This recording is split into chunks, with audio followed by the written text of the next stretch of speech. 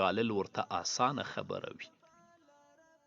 د سرور او د خوښي د دښمنانو تګلاره تنګ نظري او د نورو په پرتله یوازې خپل ځان ته ارزښت ورکول دي. الله تعالی خپلو دښمنانو ته په دې ټکو کې اشاره کړې اهمتهم انفسهم. هغوی ته یوازې همدې خپلو ګټو ارزښت درلود بس. دغه ډول لنډ فکري او ځانپالي خلک ټولې ښېګڼې په خپل ځان کې ګوري او نور ټول مخلوق یې تر سترګو کم راځي. د نورو په اړه هیڅ فکر نه کوي او نه د بل لپاره ژوند کوي. یعنی په هر څه کې خپلې ګټې په پام کې نیسي. نو موږ باید یو څو شیبې د بل لپاره هم ژوند وکړو، لږ د بل د ګټو په خاطر د خپلو ګټو قرباني ورکړو، نو هله به سوکاله او له خوښیو ډک ژوند ولرو. همدارنګه که خوشحالي غواړي خپل فکر ته واګي واچوه، خپل سری مه پرېږده. او که همداسې خپل سری پرېږدې نو د غمونو دوسیې به درته راپرانیزي او له پیدایښت نه تر ننه پورې د ناهیلیو ټولې قیسې به درته وکړي. ژوبله ماضي او اندېښمن مستقبل به دې مخ ته نیغ ودروي چې هغه ستا احساساتو ته په ټوله معنا ټکان ورکوي.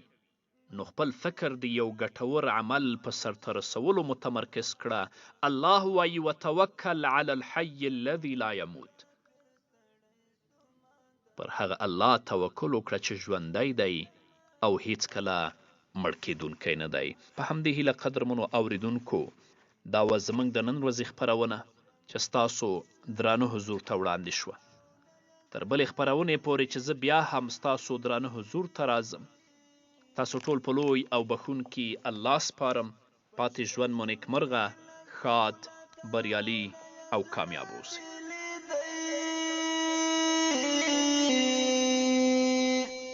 پر غریبانو امتیانو مهربان درغلی، پر غریبانو امتیانو مهربان درغلی. مدینه تا مهاجر زما جانان درغلی، قربان دې زما مسافر ستړی ستومان درغلی، قربان دې زما مسافر ستړی ستومان درغلی. دا احمد د زړه محبوب ته دې عزت ورکړی،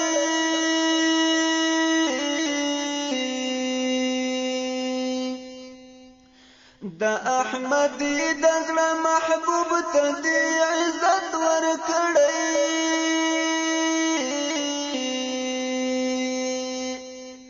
ستا به احسان منو خوشحال چې مو درما درغلی، ستا به احسان منو خوشحال چې مو درما درغلی. مدینه ته مهاجر زما جانان درغلی، قربان دې زما مسافر ستړی ستومان درغلی.